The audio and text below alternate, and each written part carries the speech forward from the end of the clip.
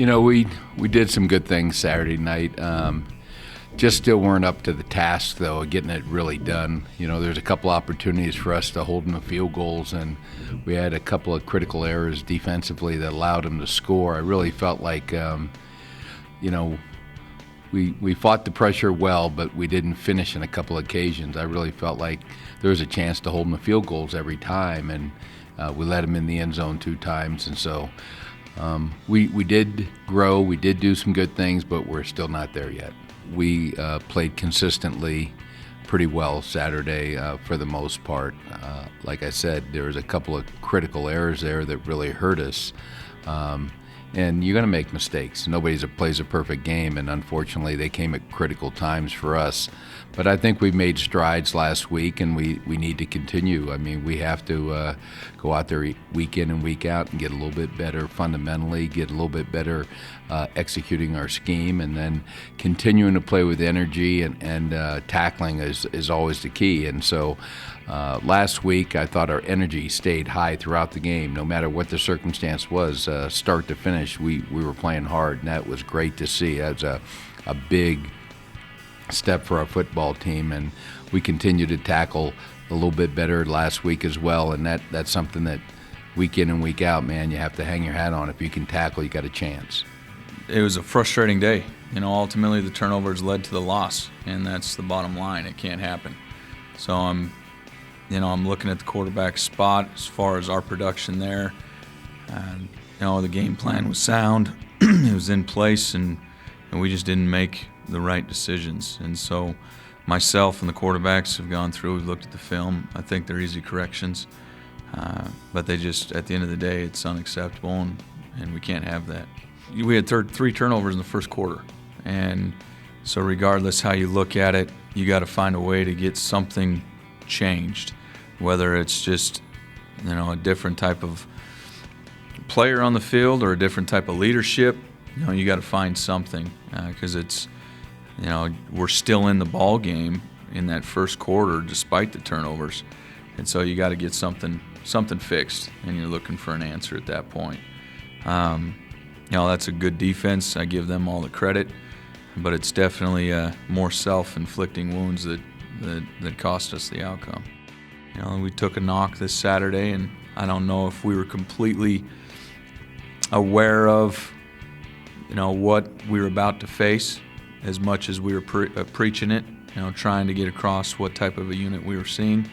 But I think that with a couple wins, I think we went into that game a little bit overconfident. And now that we come back, we see it on film, we know that it is us that didn't execute. I think that our confidence is going to grow, and I think we're hungry.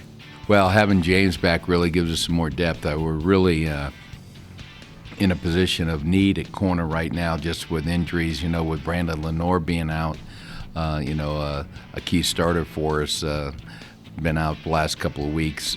Having James come back really helped. So we don't have a ton of depth there right now, and so every guy that we can get out there healthy, we're going to put out there. Kyle Newsome's really developing. We're using him in 2 aspects in our base defense. He's playing linebacker and did a really nice job last week. He and AJ split most of the time with Jaquil Walker out, and then we also use Kyle as a rush end in our nickel package, and he does a good job coming off the edge. He's aggressive, good player, and he's really making strides. Yes. Our whole philosophy is next man up, and we got a lot of confidence in all of our running backs. Darius has been a starter, and in our eyes, he still is a starter. Cartagena is coming on strong. He's still, he played significantly last year, so that wasn't an issue going into this game. It wasn't something that had us concerned. Trey and AD, they are the guys that have been the front runners for us, and we're very confident in those 2. And anytime you can get a key player back, you're excited about that opportunity. We have a lot more depth. We're playing a lot more guys on the defensive line. However, 3 of the guys who played defensive end the majority of the last game are all freshmen. 2 redshirt freshmen and a true freshman. So it's just still a learning experience for them. But really pleased with Kiefer Morris, Brandon Biggs, and Kadeem Phillip.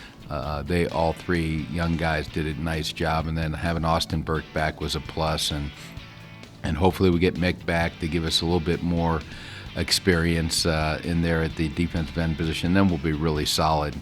And then inside, we lost Kahari Bailey, so that one's going to hurt us a little bit in terms of depth. Nigel Brooks, another true freshman, played last week and will play again this week a little bit more. So, I think that front of ours is really competing and developing, and it's exciting to see because there's not a senior in the group. And like I said, a lot of freshmen, so that bodes well for us down the road. Coach Collins has said that it's you look at the game and it's less than 10% of the entire season, and it's how we're going to bounce back from the adversity. Definitely a humbling experience, and I think we needed it. And I think we got the right character and the right mentality to bounce back from that type of a loss. Big Sky's tough. Every week's going to be a battle. Yeah, Weber State, comes in with a very balanced attack. They've got a lot of tight ends they use, big guys that are physical, and so they'll run the football with their tight ends, doing a lot of things, blocking in the scheme. And then they can spread it out and throw the football too. They've got great balance. Their quarterback, who started last year, is back again, very accurate passer, and also a good runner. They'll use him in the run game some. But I look at this football team, and last year they physically at one point took control of the game against us in the third quarter, run the football, and I got to suspect that they think they can do that again. They bring back most of their offensive line, and we're brand new on the defensive line, so it's going to be a challenge for us in that respect. They fly around. They're an aggressive bunch. We're going to see some more man coverage for sure. They got some big bodies up front. They did a great job against Oregon State as well. It's going to be a good challenge for us. I think that I think our offensive line's doing a much better job of recognizing what they're doing on the opposite side of the football. They do jump from a 4-down to a 3-down identity, and the good thing is we've played both styles of fronts within these first 3 games. So I think that the recognition piece will be there. I think we'll have success, but again, it just goes back to us focusing on our own execution. And that, at the end of the day, if we are getting our job done, we're going to have a chance to be successful. And that's where we're at in our process. We have some confidence. We are improving continuously. It's exciting. In our meeting rooms, it's a lot of fun. But at the end of the day, it's still about us. And, it's a good opportunity for us to bounce back from some adversity, which is part of the development for changing the culture, is learning how to handle that. Specifically, when you talk about playing Weber, I think first of all it's stopping the run, because they're a team that wants to line up and try to run at you in a lot of different ways, inside zone, outside zone. They'll run power football with their power play and their counter play, and then they also have some gun run. So they have a lot of variety in their run offense, and they'll just look at different ways to attack you. And so I think really playing that run is going to be critical for us. That being said, they spread it out too. They line up in empty formation, 5 wide receivers, as much as anybody we've played in the last couple of years. They really try to spread it out and then try to get one-on-one matchups in a passing game as well, with the quarterback again being pretty accurate and active player. They like to put him in situations where he can win there. So those two things, matching up in their empty sets but stopping the run, are really the key points of it. And lastly, for us is, you'll see a lot of shifting and motioning from these guys.